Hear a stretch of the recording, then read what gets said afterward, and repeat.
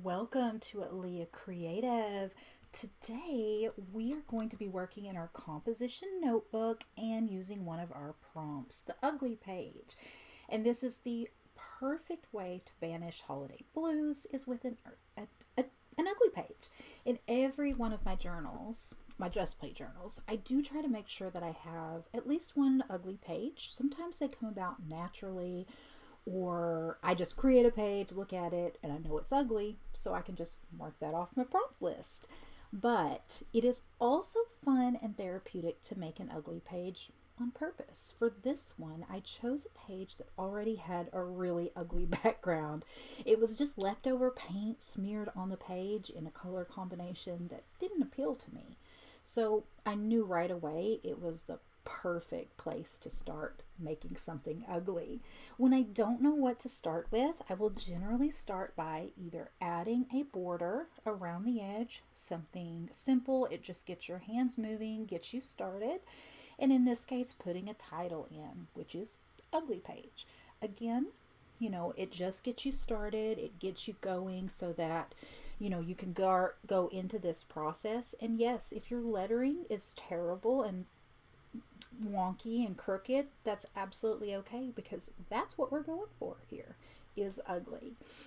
So you're going to see me in this video pull some items from my collection of junk, paper scraps, stickers, leftover bits. And I want to say not every element that goes into this page is ugly, but they contribute to the overall picture, which is great. And you might want to know why an ugly page. So it's something I started doing a few years ago, and it was influenced by my mom, because sometimes we would create and we'd want to create good things, but they would just come out terrible, and it would be so stressful. It would just leave me and her like feeling negative emotions when we looked at that page. But over time, we kind of made a game of it and we had fun. We would go, this page is ugly, and then just make it even uglier. And in that process, you kind of let go of some of the things that hold you back from creating. Because it's something that is definitely easy to do, to worry too much about the end result instead of focusing on the process and finding joy in creating. So that's what the ugly pages are about. And this one we are making on purpose, starting with that already there ugly background. But you could use anything for your background. But if it's ugly, even better. So one of the things that I'm doing here, I'm just pulling out some different bits and scraps that I've had for a while, maybe want to use up. They don't really match this page, but I do see that intuitively I did kind of pull some of the same colors into it, but you certainly don't have to, and I actually did not do that on purpose here. Now, I did have to stop and think about whether I wanted to use this image. So this is something I drew. It was based on an image that I saw, and I just wanted to sketch it out real quick. And it's a possum wearing cat ears, and it says, "I'm a good kitty, and I'm sorry, I don't know who the original creator of was this. It was something I copied on the fly, like I didn't intend on ever showing it. And I knew it wasn't going to be great because I'm not really good at drawing possums. This is the first time I've tried it, and it came out better than I thought. I drew several. This was the best of the lot. But I chose it for this because it was a scrap I had laying around. It was something that I took a chance to draw, knowing it would come out ugly. And also because possums and I have an interesting relationship. You see, there are cute possums on the internet, these adorable possums, but this is not the possum experience that I have had. I have been terrified by possums on many times. And I don't mean I'm scared of possums. I'm not scared of them. I have just been terrified by them, and I have terrified them back. And one of my favorite memories when I was a kid, I was absolutely panicked. I had gone into the house, into the kitchen. My mom sent me in the kitchen to get something, and I go in there and I see a possum, but I don't know it's a possum, and I got my words mixed up, and I was like, "There's a porcupine! Oh my God, there's a porcupine in the house!" And we like, my mom was like, "It's not a porcupine, it's a possum," and we like used the crib mattress to like guide him outside, and they would come up and eat the cat food. I don't know how he got in the house, but it was scary at that young age. And then later on in my adult years, I once heard someone at the door, and I went to answer the door. I opened the door, and it was a possum.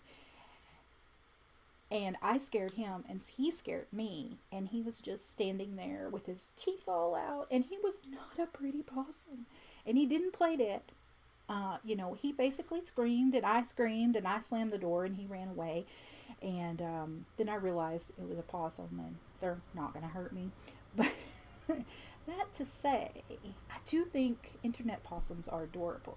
But what I've experienced is a different kind of possum. I call them Oklahoma meth possums because they don't look very pretty. So they're kind of ugly, but they're cute, and I like possums. Even all that said. So I decided to use that little bit in there, and that kind of made me feel better thinking about that story, seeing that little scrap that I drew, even though it's not necessarily pretty. And then I put in some more paper and scraps. These are things that are not quite my style. I believe that I got them in like a scrapbook box or something. And while they have an appeal, they're just not, they kind of fall into that vintagey look that isn't necessarily my style. So I decided to try to use some of that up and just stuck them in. And then I also had these little scrap bits that I had basically just been practicing stamping, and then I didn't end up cutting them all out. So I decided to make use of that. So again, I'm just pulling from things. Now you could look for things that are specifically ugly to you, that invoke an ugly image, or even something pretty put beside something that clashes, where you get that contrast that makes something look ugly. So as I was going, I found this business card from some math classes that I intended to sign my daughter up for, but never did. And I decided that math is kind of ugly to me. I have math struggles. I have dyscalculia. I had to drop my last math classes that I took in college because it was just a little overwhelming, and so I get to try it again next semester. Yay. And so math is something that causes a lot of ugly feelings for me and causes me a lot of stress.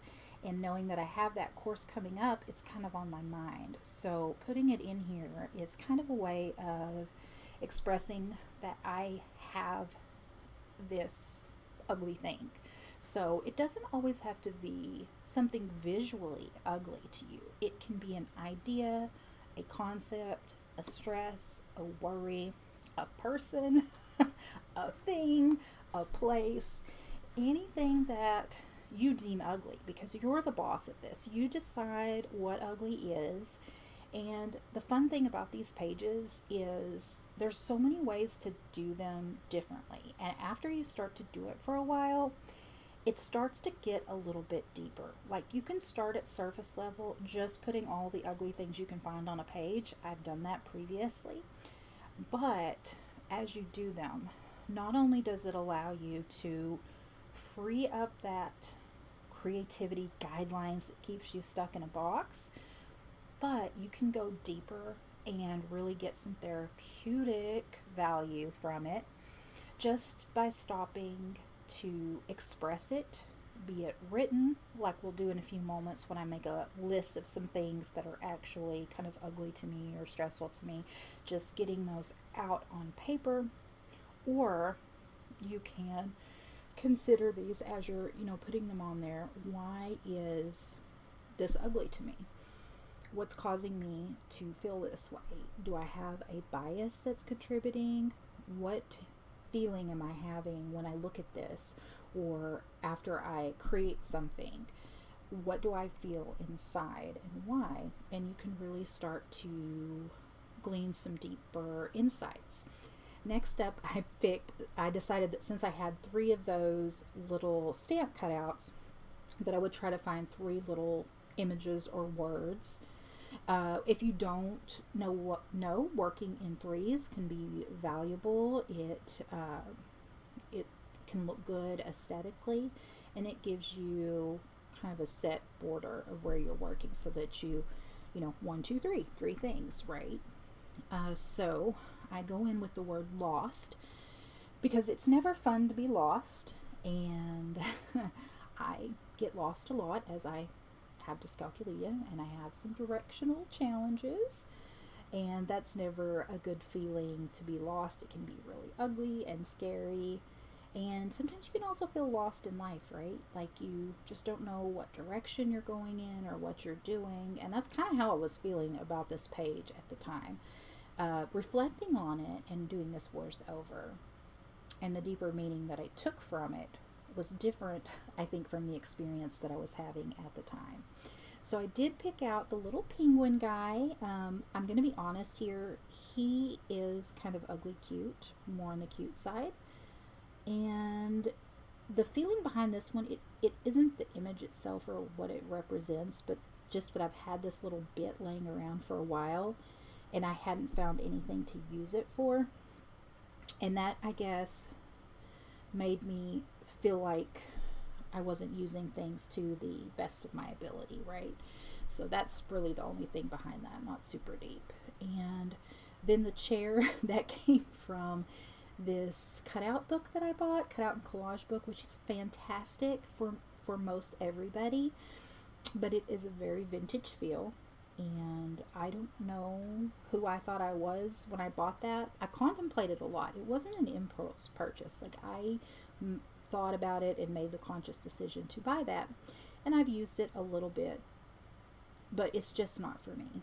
But that chair is a representation of it's an ugly chair. I took the time to cut it out. It's been laying around and I haven't been able to do anything with it. Now we have this cute little camper girl, and she is adorable. But she does represent something for me that's a little bit hard for me to say publicly, and that is that while I'm not going to say I love children. I have 5 kids. I have 3 grandbabies. I have had children in that I've welcomed in my home over the years. As a child, they called me little mama. I was always taking care of everyone around me.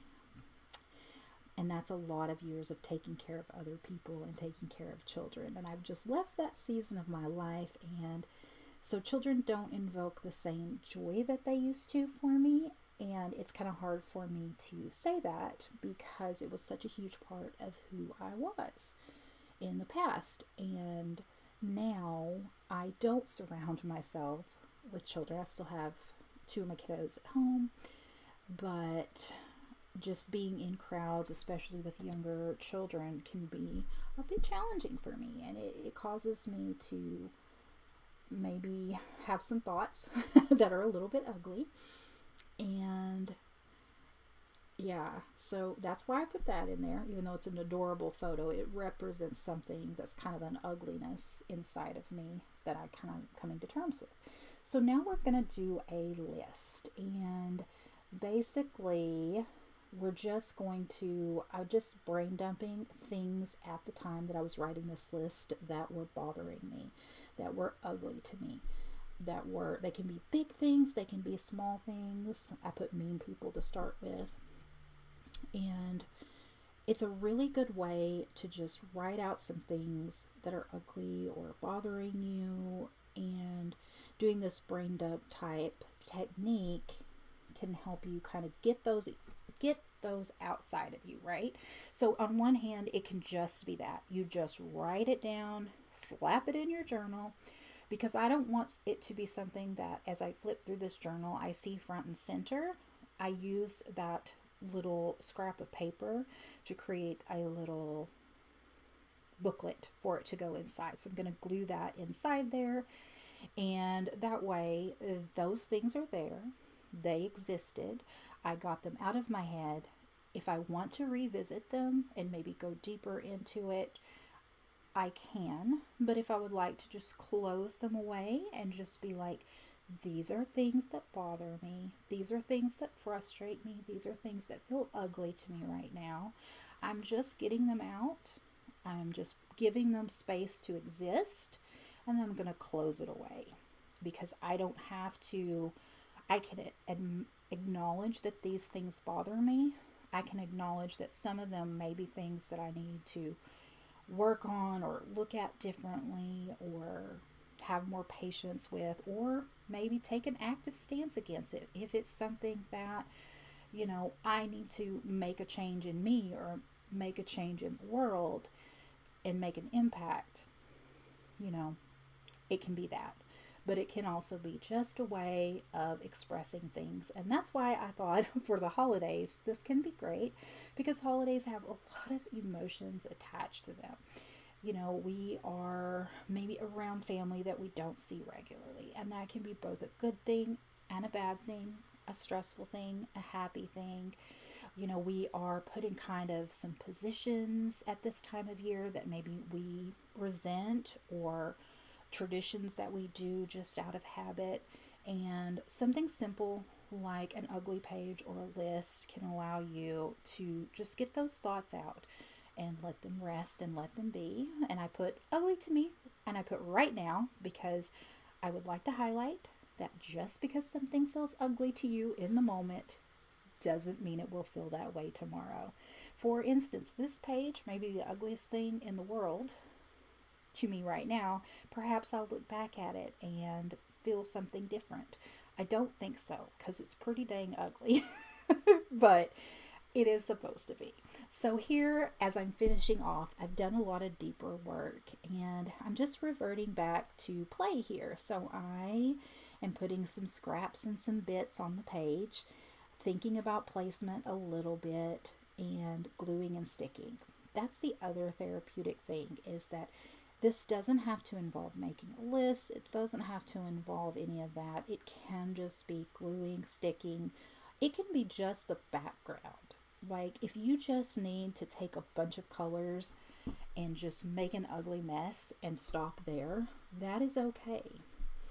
So we're just finishing up the last bits, and I am so excited that you came along with me today. I hope that this has provided you some inspiration, some joy, or some ideas today. Let me know if you make ugly pages or if anything in this resonates with you.